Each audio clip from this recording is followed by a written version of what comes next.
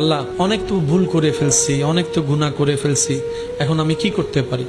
রব বলে যে বান্দা, তুই যে ভুল করেছিস মন থেকে কি তুই বুঝতে পারছস, মানস?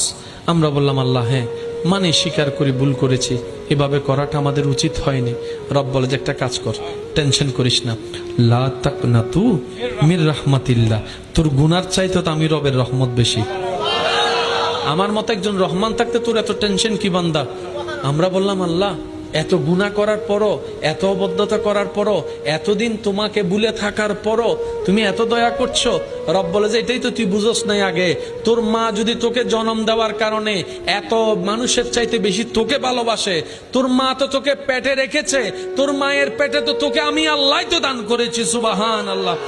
তোর মা তো তোকে পেটের মধ্যে শুধু রেখেছে, আমি আল্লাহ তো কুদরতি ভাবে তোর মায়ের পেটের ভিতরে তোকে গঠন দিয়েছি। তোর মা তোকে যদি একটু